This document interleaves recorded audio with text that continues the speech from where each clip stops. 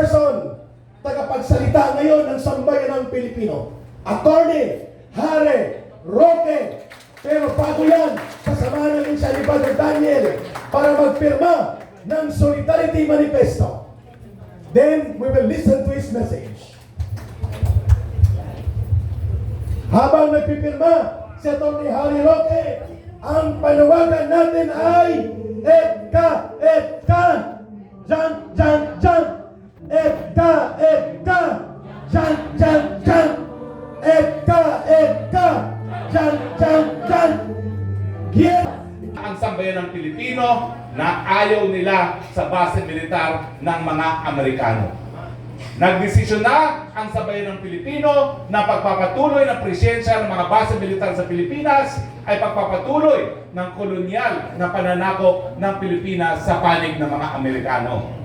Na pagpapatuloy na pananatili ng mga base militar dito sa Pilipinas ay banta sa ating seguridad dahil ang pagkakaroon ng base militar sa Pilipinas ay target ng kahit sino mang kalaban ng mga Amerikano.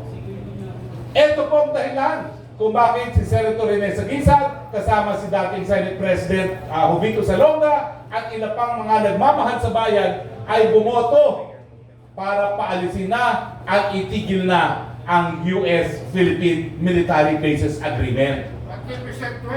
Noong mga panahon na yon, ang buong akala natin sa wakas magkakaroon na ng tunay na independensya ang bansang Pilipinas sa bansang Amerika. Pero hindi po nagtagal dahil bagamat hindi na po na-renew ang US-Philippine Military Bases Agreement, nagbago na po ng estilo si Uncle Sam. Ang sabi niya, bakit nga ba ako magpapatayo pa ng mga base militar sa mga bansa gaya ng Pilipinas? Napakamahal ng mga base militar. Mas mabuti pa, gamitin na lang natin ang base militar nila at doon natin isulong ang interes ng mga Amerikano na sakupin ang buong daigdig. Yan po ang malungkot na kwento ng sambayan ng Pilipino. Nanindigan laban sa Bases Agreement, pero ang mga taksil ng mga Pilipino, itago na lang natin sa pangalang Noynoy Aquino, pumasok sa kasunduan ng EDCA. Bakit po mas malala ang EDCA? Dahil po, bukod pa sa ginagamit nila ang ating teritoryo para isulong ang kanilang pangnasyonal na interes, ni piso, wala silang binabayad sa Pilipinas. Kahit papano, yung US Bases Military Agreement, may counting barya na ibinibigay sa Pilipinas. At ngayon, tuwag-tuwa pa ang inyong speaker na inanunsyo na kasama daw ang Pilipinas na makikinabang sa 8.9 billion aid package ng Amerikano. Hindi naman niya sinabi, hindi po yan aid. Gagamitin nila yung barya sa Pilipinas para ayusin yung kanilang mga base militar na gagamitin. Natural naman, tayo na nga ang nagtayo ng mga base militar, alangan namang tayo pang gagastos para sa mga improvements na kinakailangan nila.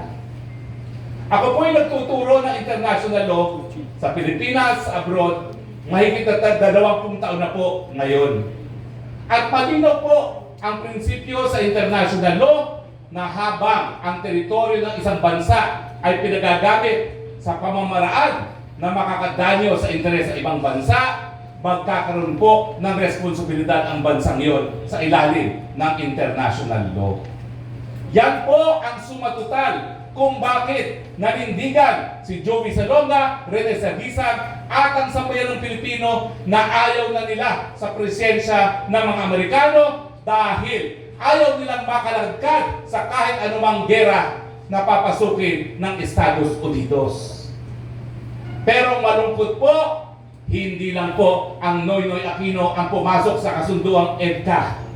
Yung di umano'y katunggali nila ng nakalipas, Bongbong Marcos Jr., pinalawak pa ang mga base militar na sakop ng EDCA. At ngayon, kinakaladkad tayo sa isang gera na wala namang interes ang sambayan ng Pilipino. Sasakupin daw tayo ng bansang China. Bakit? Naintindihan ko na hindi siya natapos ng kolehiyo. Naintindihan ko na siya drop out sa isang foreign university. Pero kahit papano, nag-aral naman siya ng social studies dyan sa Lasal Green Hills. Hindi ko lang alam kung gano'ng katagal. Dahil kung siya nag-aral man lang dyan sa ilalim ng mga Lasal Brothers, naintindihan sana niya ang kasaysayan ng Pilipinas. Unang-una, sa kasaysayan natin, wala tayo kahit anong naging hidwaan sa panig ng China. Kung hindi, salungat sa ganitong propaganda, nakaaway ang China, sa mula pa, panahon pa ni Limahong, wala naman tayong masamang dugo sa panig ng mga Chino at tayo po'y mapayapang nangangalakal lamang sa mga Chino. Nung namatay po yung isang sultan ng Sulu, panahon pa ng 600, kinilala pa ng mga Chino na siya ay isang matalik na kaibigan ng China at binigyan ng Heroes Burial. Hanggang ngayon po, nandun ang rebulto ng Sultan of Sulu. Yan po ay ebidensya na matalik na pagkakaibigan ng bansang China at ng Pilipinas. Ano ba ho talaga ang tunay na dahilan na nais ng mga Amerikanong gerahin ang China? Ang Amerika po kasi ngayon ay dumadaan sa proseso ng denial.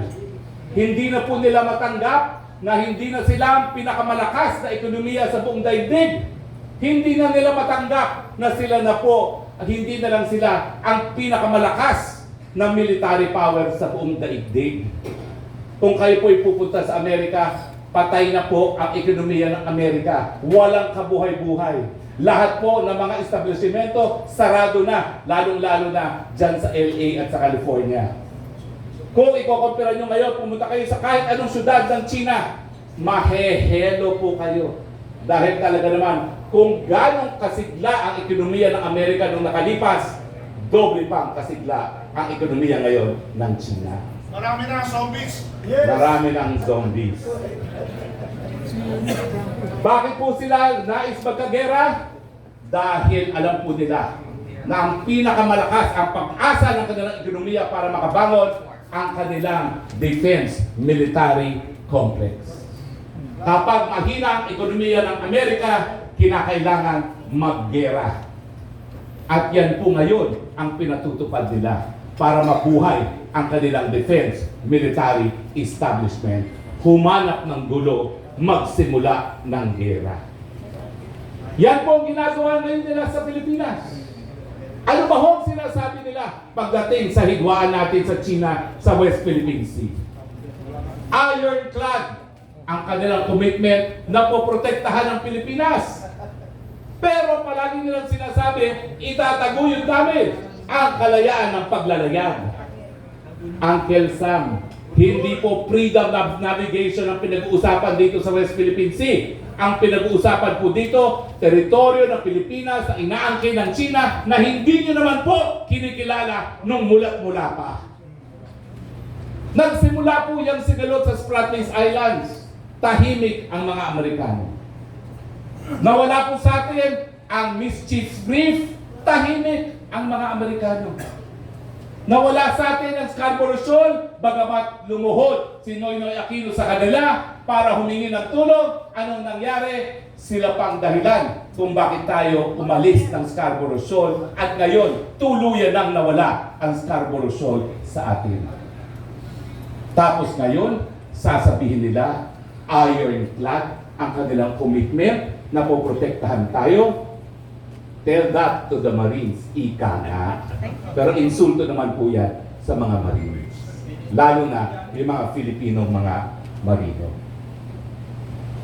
Bakit po ang ating presidente na binigyan ng pangalawang pagkakataon para linisin ang pamilya niya, ang pangalan ng pamilya niya, bakit siya pa ngayon ang nagkakaladkad sa Pilipinas sa gera?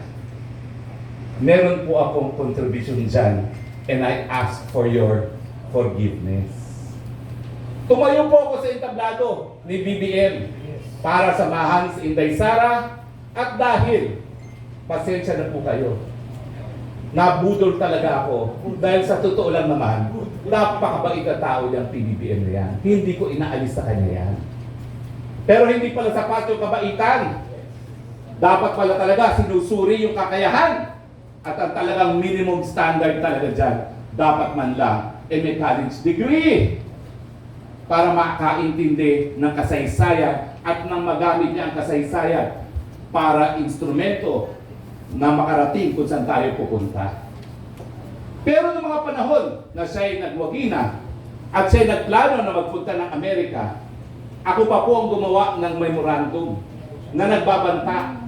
Wala pang desisyon ang Korte Suprema ng Amerika tungkol sa sovereign immunity from suit. In fact, ang pinakamataas na desisyon sa Amerika ay desisyon ng Court of Appeals. At yan ay sa kaso ng kanyang ama, Hilaw versus Marcos. Ang sabi ng Court of Appeals, walang sovereign immunity sa mga bagay-bagay na hindi opisyal.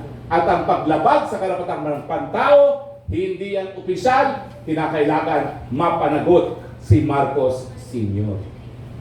At kung siya'y pupunta doon sa Amerika hanggang ngayon, meron siyang $371 million civil contempt suit dahil ayaw nilang sabihin kung nasaan ang kanilang nakaw na yaman sa Amerika.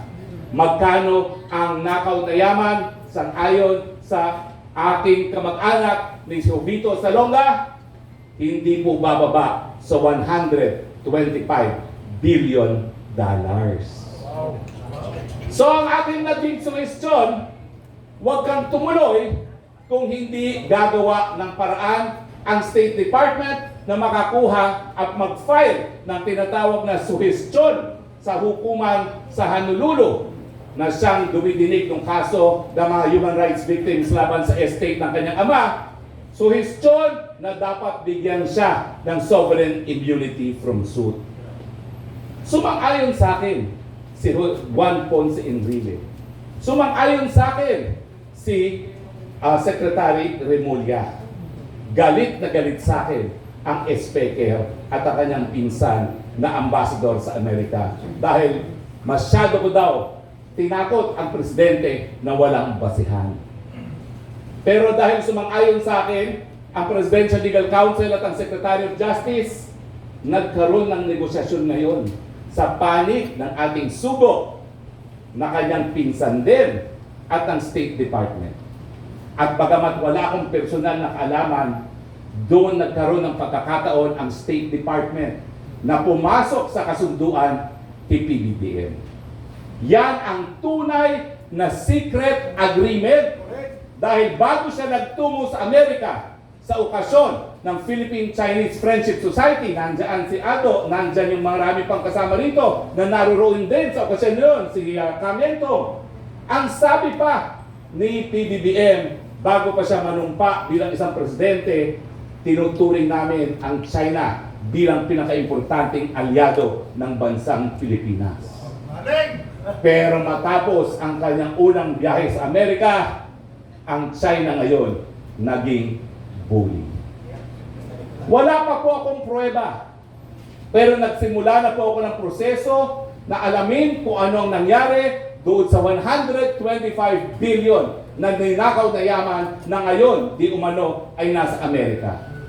Dahil pag nalaman natin kung ano ang nangyari dyan sa tagong yaman na yan, malalaman natin kung bakit bumalento ang PBBM at ngayon kinakaladkad ang ating bansa.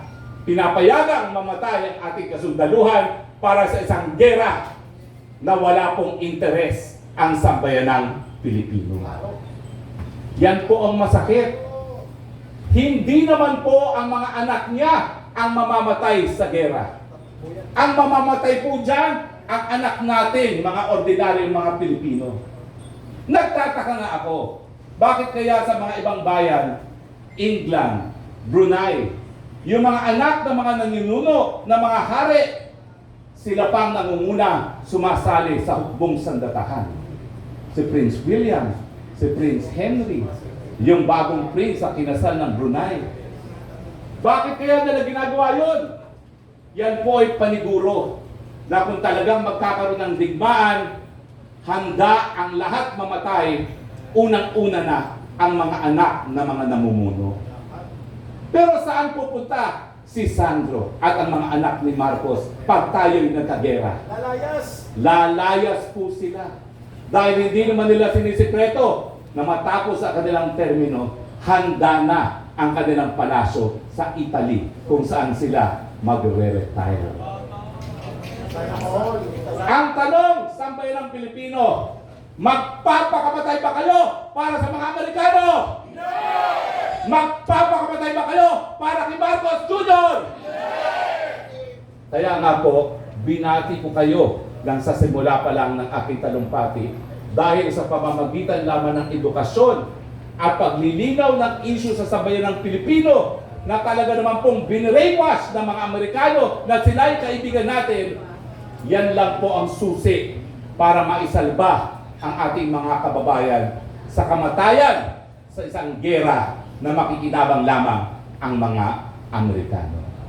Maraming salamat po sa inyong pakikibaka at tuloy po tayo ang sigaw natin, no to war, no to EDSA. Maraming salamat po. Mabuhay Attorney Harry Roque Viera ng Cano at ni Marcos Ibasura. Viera ng Cano at ni Marcos Ibasura.